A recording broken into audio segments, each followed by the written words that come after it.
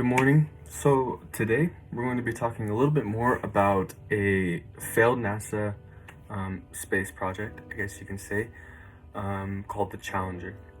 So just a little background on what happened is it was in 1986. There was I guess you can say spaceship, I don't know, a rocket that exploded 72 seconds after being launched into the air. Many reports, many investigations went into like what happened, but from what I was able to understand is that there were mainly two things that could have been done so something like this wouldn't have happened, and that's NASA and the engineers and how they viewed the lives of people. Something that both of them did, more the engineers than NASA, is that the engineers kept looking into problems that were happening with the rockets. The O-rings on the rockets of the spaceship, of the rocket, I guess you should say, were eroding as they were being launched into the air, and by doing that, they're letting out gas that would explode or burn up, and was a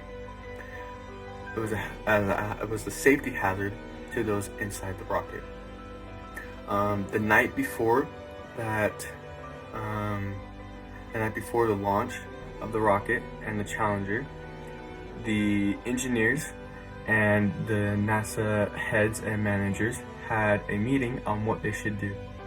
The engineers came up with the idea, or I guess they proposed the idea that they should delay due to the fact that they didn't think that the temperature was good enough and that there was still a lot of stuff that needed to be done to make sure that this rocket was safe for the people.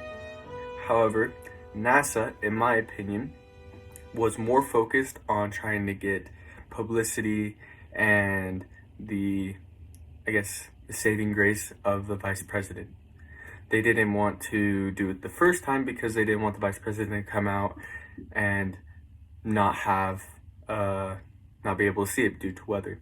So they postponed, and then the second time it was good weather. It was going to be cold, but they had the idea that if it was good enough, that the president would be there and he would help them promote more missions. So in my mind, everything that could have been done is if they would have put the needs of the people first. In the handout, it talked about how engineers, their main priority, like their first priority over anything, should be the safety of the people. And I think that's something that should be done always, because putting those 7 people, put their lives at risk to do something that had never been done. One of them was a teacher, a public citizen, who took the risk to go into space. But because she took that risk, and because everybody else on the team, on the engineering side, on the NASA side, took the risk, she and 6 other people died. So I believe that if they would have taken into account the lives that would have been at stake, then they would have lasted a little bit longer. They would have tried a little bit more. I mean, the engineers had other ideas on what they could do to make the O-ring stronger. They hadn't done a bunch of research on temperature, but without a significant amount of research, they shouldn't have done the launch in the first place.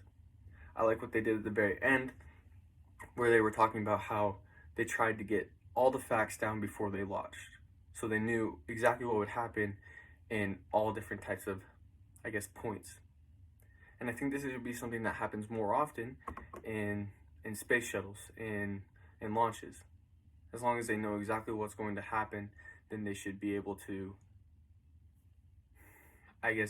launch without fault, without a scared desire that something bad might happen.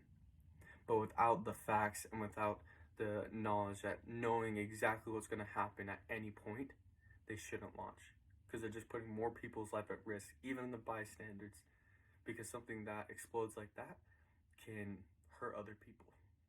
And that is what I think when it comes to this failed NASA mission. This is what they should have done.